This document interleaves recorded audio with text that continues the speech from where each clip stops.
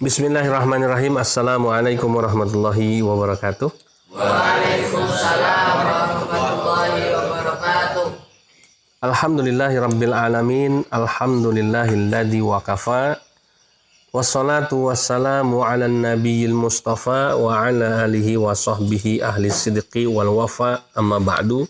Fa ya ibadallah ittaqullaha haqqa tuqatih wa la tamutunna illa wa antum muslimun. Ikhwafillah yang dimuliakan oleh Allah Subhanahu wa taala, alhamdulillah kita panjatkan puja dan puji syukur kehadirat Allah Subhanahu wa taala. Pagi hari ini setelah kita sama-sama melaksanakan ibadah malam, salat tahajud, witir, tilawah Al-Qur'an, dan sekarang saatnya kita kemudian mendengarkan majelis kopi tahajud kita untuk diskusi tentang dakwah. Mudah-mudahan Allah Subhanahu wa taala menurunkan rahmat dan juga hidayahnya untuk kita semua sampai dengan hari ini dan seterusnya. Semoga kita semua istiqomah di jalan Allah. Amin ya rabbal Amin. Salawat dan salam semoga terlimpah dan tercurah kepada uswah hasanah junjungan kita tercinta, suri teladan kita, Nabi kita Muhammad sallallahu alaihi wasallam, Nabi akhir zaman, penutup para nabi dan utusan Allah yang tentunya kita nantikan syafaatnya di yaumul qiyamah nanti. Amin ya rabbal Amin. Sebelum kita mulai, kita awali dulu dengan sama-sama melafadzkan basmalah. Bismillahirrahmanirrahim. Baik, kita tengok gambar kita yang sudah dibuat oleh Ko Harun. Tema diskusi kita adalah matinya mu'alaf. Kemudian ada persamaan matematika nih ya. Tidak sama dengan artinya ya bacanya. Jadi matinya mu'alaf tidak sama dengan matinya murtadin. Betul nggak ini? Betul dong ya. Kalau sama ngapain si Mbah Jenggot jadi mu'alaf? Ngapain si Harun jadi mu'alaf? Ngapain Abi jadi mu'alaf kalau sama loh? Sama-sama matinya, iya.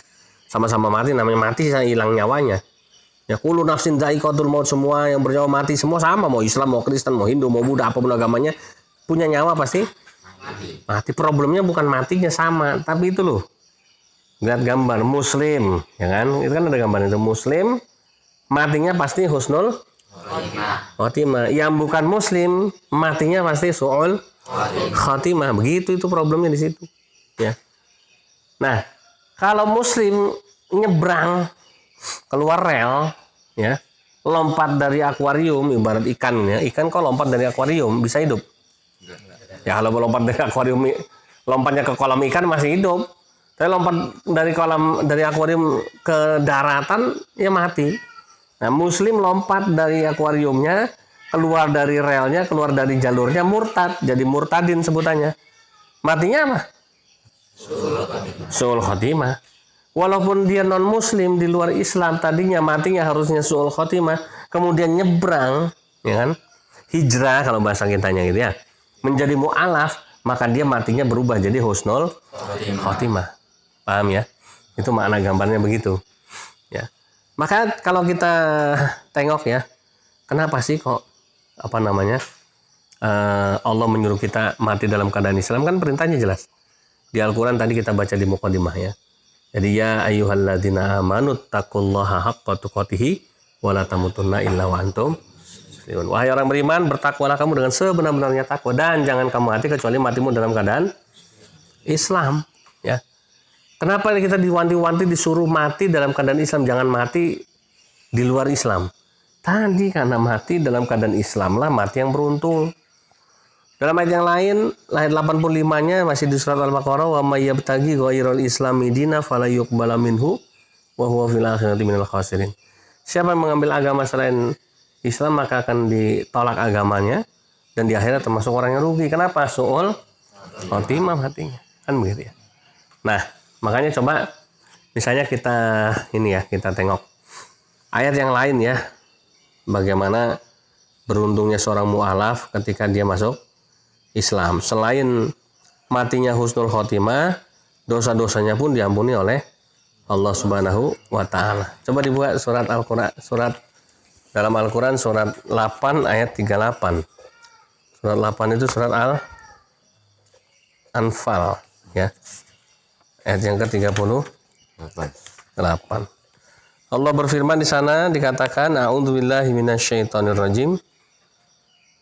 Bentar ya.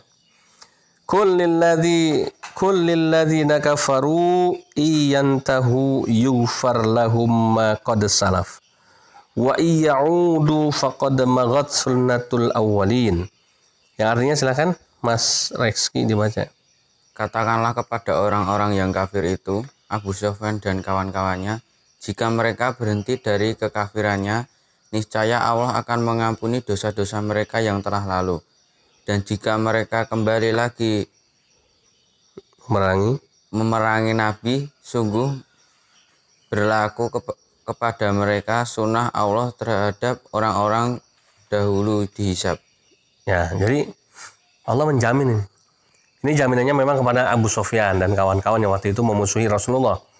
Yang waktu itu mereka masih kafir, ya.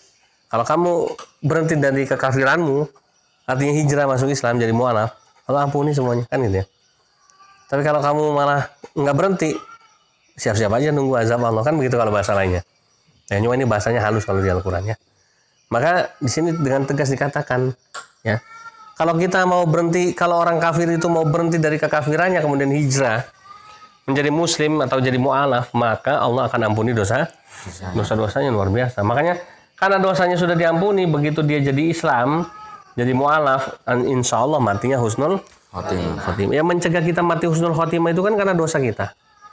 Dan dosa yang tidak diampuni Allah adalah dosa menyekutukan Allah. Nah kalau orang kafir jelas menyekutukan Allah nggak? Iya. Nah ya jelas. Islam aja, jangankan yang kafir, Islam saja kalau menyekutukan Allah dosanya nggak diampunin. Innallaha la yaghfiru ayyushraka bihi wa yaghfiru ma duna dzalika liman yasha. Sesungguhnya Allah nggak mengampuni dosa syirik, dosa menyekutukan Allah. Ya, karena Allah sangat marah, sangat murka. Karena dosa syirik itu dosa yang besar, yang besar. Inna syirka la zulmun adzim. Sesungguhnya syirik itu dosa yang besar. Tapi Allah mau ampuni semua dosa selain syirik. Dosa apapun yang besar tapi selain syirik diampuni. Apa yang sama-sama dosa besar tapi diampuni Allah? Dosa berzina diampuni sama Allah. Apa lagi? Durhaka sama orang tua itu dosa besar tapi masih diampuni sama Allah. Apa lagi? Enggak termasuk mencuri. Apa lagi? Munafik juga dosa besar masih diampuni sama Allah. Ya. Jadi makanya kita itu diwanti-wanti sama Allah nggak boleh melakukan sih. Nah kalau orang nggak nyembah Allah ya jelas melakukan syirik gitu, yang disebut kafir gitu ya. Nggak usah marah ya. Artinya orang Islam saja kalau berani syirik nggak diampuni, apalagi orang di luar Islam ya. Dalam ayat yang lain sebetulnya ada lagi surat Al-Baqarah 257 ya. Jadi ini keutamaan mu'alaf tadi ya. Makanya matinya mu'alaf beda dengan matinya murtadin, nggak sama. Allah mengatakan Allahu waliyul ladzina amanu yukhrijuhum minaz zulumati ilan nur. Bahwa Allah itu adalah pelindungnya orang-orang yang beriman. Orang kalau udah jadi Islam pasti beriman pada Allah. Orang kalau jadi mu'alaf pasti beriman kepada Allah. Maka kalau kita jadi orang beriman, Allah katakan Allah jadi pelindungnya. Di mana Allah akan mengeluarkan mereka dari kegelapan kepada cahaya iman, cahaya Islam gitu ya. Nah, itu jaminannya. Nah, bagaimana dengan orang yang murtad kan gitu? Orang yang murtad itu dikatakan walladzina kafaru, dan orang-orang kafir, orang-orang yang murtad tadi kan udah jadi kafir gitu ya. Auliya'uhumut taghut, pemimpin mereka, pelindung mereka itu adalah taghut, sesembahan mereka. Karena di Islam tidak memerlukan alat sesembahan. Buat nyembah Allah itu nggak perlu patung, nggak perlu kayu, ya kan? Nggak perlu batu, ya kan? Ada Islam perlu kayak gitu? Enggak. Maka kalau orang kafir itu menyembah Tuhannya pasti perlu alat, sio, ya kan, foto, gitu ya. Dan tadi ada batu, ada kayu, ada bangunan, ada macam-macam. Mereka perlu itu untuk menyembah Tuhannya. Tuhan pelindung mereka itu adalah berhala-berhala mereka yang mereka sembah itu. Ya. Yukhrijunahum minan nuri ila zulumat, kebalikannya. Dan berhala-berhala itu, setan-setan yang disembah mereka itu ternyata mengeluarkan mereka dari cahaya kepada kegelapan. Kalau jadi beriman, jadi orang yang beriman dikeluarkan dari gelap menuju terang. Ibarat bukunya Ibu kita Kartini, habis gelap terbitlah terang. Itu kan minaz zulumati ilan nur. Ya. Tapi kalau kita murtad, maka dia keluar dari cahaya kepada kegelapan, kebalikannya. Gitu ya. Nah, makanya kita harus bersyukur. Dalam ayat yang lain juga dikatakan ya, dalam surat nomor 4 ayat 137 surat apa ini? An-Nisa. Ya, dibuka ya. Kita buka. Surat An-Nisa. Berapa tadi? 137 apa 147? 137. 147 ya. 37. 137. Bismillahirrahmanirrahim. Innalladzina amanu summa kafaru summa amanu summa kafaru summasdadu kufran lam yakunillahu liyaghfira lahum wa la liyahdiyahum sabila. Artinya silakan. Sesungguhnya orang-orang yang beriman lalu kafir, kemudian beriman lagi, kemudian kafir lagi, lalu beriman, lalu bertambah kekafirannya, maka Allah tidak akan mengampuni mereka dan tidak pula menunjukkan kepada mereka jalan yang lurus. Ya. Jadi kalau ada orang yang tadinya beriman, kemudian murtad, ya kan? Kemudian beriman lagi, murtad lagi, ya. Habis itu malah tambah-tambah parah kekafirannya, maka Allah nggak akan mengampuni dosa-dosanya. Jadi kalau orang murtad itu sudah nggak diampuni dosanya sama Allah. Ya. Makanya dikatakan di situ ya, orang yang murtad matinya su'ul khatimah. Karena dengan dia keluar dari Islam, dia murtad, itu sudah ya dosanya sudah tidak diampuni. Kenapa? Karena dia dosa menduakan Allah. Bahkan bukan menduakan, kalau dia jadi Kristen, menigakan. Nah, orang Kristen Tuhannya berapa? 3 Tritunggal, Bapa, Anak, Roh Kudus. Kita menduakan Allah aja nggak boleh. Apalagi mentritunggalkan Allah, ini lebih parah lagi ya.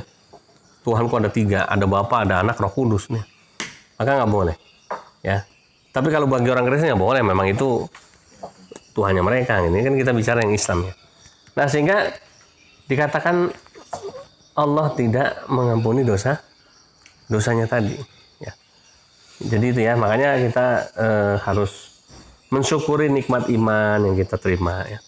Nikmat Islam yang kita terima, kita bersyukur, alhamdulillah kita jadi orang Islam ya, kita tetap jadi beriman dan kita lindungi ya, kita jaga diri kita dan anak cucu keturunan kita ya dari api neraka ya. Ya ayyuhalladzina amanu qu anfusakum wa ahlikum naro ya.